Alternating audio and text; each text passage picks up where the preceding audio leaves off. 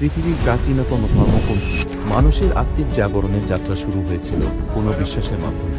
বন্ধুরা, আজ আমরা জানব সনাতন ধর্মের ইতিহাসের বিবর্তন এবং এর চিরন্তন দর্শন। সনাতন ধর্ম, যা হিন্দু ধর্ম নামেও পরিচিত, কেবল একটি ধর্ম নয়, এটি একটি জীবনধারা। তো চলুন ডুব দেই হাজার হাজার বছরের পুরনো এই ঐতিহ্যের মাঝে।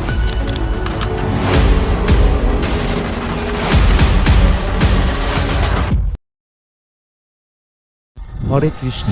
সৃষ্টির শুরুতে ভগবান বিষ্ণুর নাভি থেকে উদ্ভূত পদ্মে ব্রহ্মার আবির্ভাব হয়। ব্রহ্মা হলেন সৃষ্টির অধিকারী দেবতা। তিনি ভগবান বিষ্ণুর নির্দেশে এই জগৎ সৃষ্টি করেন, যেমন মনুষ্য, দেবতা, পশু পাখি, প্রকৃতি এবং বিভিন্ন জড় ও চৈতন্য পদার্থ। প্রথমে জড় পদার্থ, পঞ্চভূত, চৈতন্য, মহৎ তত্ত্ব এবং অহংকার তত্ত্বের সৃষ্টি হয়। ব্রহ্মা নিজের মন থেকে মনু, প্রথম মানব, এবং শত্রুপা, প্রথম নারী এর সৃষ্টি করেন। তাদের বংশধরদের মাধ্যমে মানবজাতির বিকাশ হয়। সৃষ্টির আদিকালে ধর্ম, ন্যায় এবং সত্যের ভিত্তি ছিল স্বতঃস্ফূর্ত এবং পূর্ণ।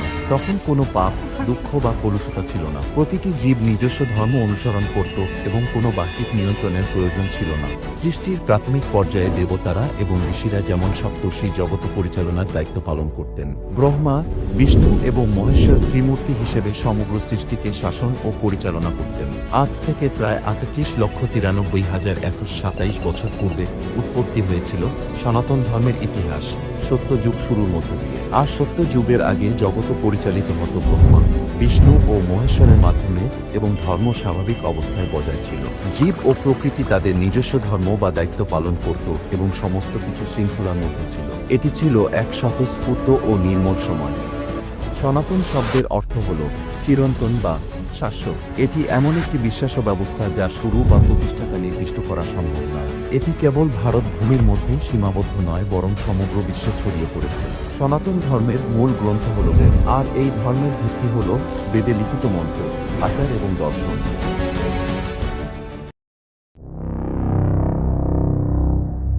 সত্য যুগ পুরাণে বর্ণিত প্রথম যুগ। এটি ছিল ধর্ম, সত্য ও ন্যায়ের স্বর্ণযুগ। এই যুগে মানুষ ছিল পূর্ণত ধার্মিক, পবিত্র ও সদাচারী। সত্য যুগের আয়ুষ্কাল ১৭,২৮,০০০ বছর। সনাতন ধর্মের শুরুর এই সময়কে বৈদিক যুগ বলা হয়। এই সময়ে ঋগ্বেদ, যা পৃথিবীর প্রাচীনতম গ্রন্থ, রচিত হয়েছিল। বৈদিক যুগে মানুষ প্রকৃতির উপাসনা করত। ইন্দ্র, অগ্নি, বরুণ এবং সোম এরা ছিল প্রধান দেবতা। যজ্ঞ ছিল ধর্মাচরণের মূল ভিত্তি। এটি কেবল আধ্যাত্মিকতা নয়, বরং বিজ্ঞান এবং প্রাকৃতিক শক্তির সম্মানের একটি যুগ ছিল। ভগবান বিষ্ণু যুগে যুগে অবতার গ্রহণ করেন পৃথিবীতে ধর্ম, ন্যায় এবং শান্তি প্রতিষ্ঠা করার জন্য। যখনই অধর্ম বৃদ্ধি পায় এবং পৃথিবী বিপদে পড়ে, তিনি অবতার রূপে অবতীর্ণ হয়ে অধর্ম ধ্বংস করেন এবং ভক্তদের রক্ষা করেন। প্রতিটি অবতার বিশেষ পরিস্থিতিতে মানবজাতি বা সৃষ্টিকে রক্ষা করার জন্য আবির্ভূত হয়েছেন। এটি অধর্মের বিনাশ এবং ধর্মের স্থাপন নীতিকে প্রকাশ করে।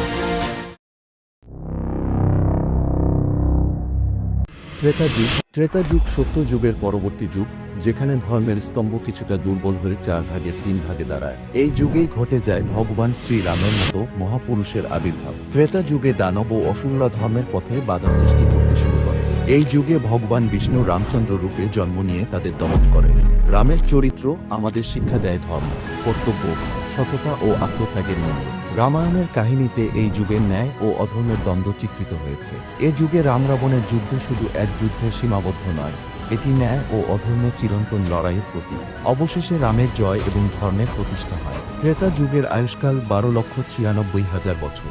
সনাতন ধর্মে বৈদিক যুগের পরে আসে উপনিষদের যুগ। এই সময়ে মানুষ বাহ্যিক যজ্ঞ ছেড়ে অন্তর্দর্শনের দিকে মনোযোগ দেয়। আত্মা, ব্রহ্ম এবং জীবন সম্পর্কে গভীর আলোচনা শুরু হয়। অহং ব্রহ্মাস্মি, অর্থাৎ আমি ব্রহ্ম, এই অদ্বৈত দর্শনের বীজ এখানেই রোপিত হয়। ধ্যান, জ্ঞান এবং ব্রহ্মের সঙ্গে সংযোগের জন্য যোগ এবং সাধনার গুরুত্ব বৃদ্ধি পায়। দ্বাপর যুগ ত্রেতা যুগের পরবর্তী যুগ, যেখানে ন্যায় এবং ধর্ম তখন অর্ধেক শক্তিশালী হয়ে দাঁড়ায়। এই যুগে ভগবান বিষ্ণু শ্রীকৃষ্ণ রূপে জন্ম নিয়ে ন্যায় প্রতিষ্ঠা করেন এবং আমাদের চিরন্তন শিক্ষা দিয়ে যান। কংসের অত্যাচারে বিদীর্ণ পৃথিবীকে রক্ষার জন্য জন্ম নেন শ্রীকৃষ্ণ। মাতৃগর্ভেই তাকে কংসের মৃত্যুর ভবিষ্যৎবাণী করা হয়েছিল। कंस जिसे तू अपने हाथों से विदा कर रहा है, उसी देवकी का 8वां पुत्र तेरा काल होगा।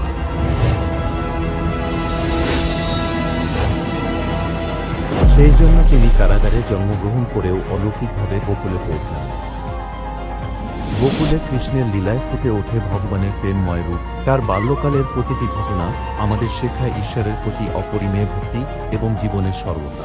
যুবক কৃষ্ণ শুধু ভক্তির প্রতীক নন, তিনি ছিলেন ন্যায় প্রতিষ্ঠার অবতার। তিনি কংসকে বধ করে মথুরাকে মুক্ত করেন। তার আদর্শ ছিল ন্যায়ের জন্য যে কোনো অন্যায়ের বিরুদ্ধে দাঁড়ানো। এই যুগেই ঘটে মহাভারতের মহাকাব্য। এটি ছিল পাণ্ডবদের ন্যায় প্রতিষ্ঠার সংগ্রাম এবং কৌরবদের অধর্মের বিরুদ্ধে যুদ্ধ। কুরুক্ষেত্রের যুদ্ধের মধ্যেই শ্রীকৃষ্ণ আমাদের শাশ্বত গ্রন্থ শ্রীমদ্ভগবদ্গীতার শিক্ষা দেন। গীতায় শ্রীকৃষ্ণ আমাদের তিনটি গুরুত্বপূর্ণ পথ শিখিয়েছেন: কর্মযোগ, জ্ঞানযোগ এবং ভক্তিযোগ। তিনি বলেন, তোমার কর্তব্য কাজ করা, ফলের চিন্তা করা নয়। এই শিক্ষা শুধু যুদ্ধক্ষেত্রেই নয়, আমাদের জীবনের প্রতিটি মুহূর্তে প্রাসঙ্গিক। যুদ্ধ শেষে পাণ্ডবরা জয়ী হয়। এটি ছিল ন্যায় ও ধর্মের জয়। শ্রীকৃষ্ণের উপস্থিতি এবং গীতার শিক্ষা চিরকাল আমাদের ন্যায় এবং সত্যের পথে চলতে অনুপ্রাণিত করে। দ্বাপর যুগের আয়ুষ্কাল 8,64,000 বছর।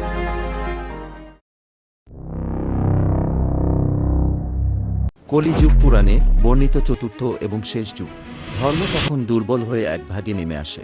অধর্ম, মোহ এবং কলুষতায় ভরা এই যুগে মানুষের মুক্তির পথ দেখাতে আবির্ভূত হন ভগবান শ্রীচৈতন্য মহাপ্রভু।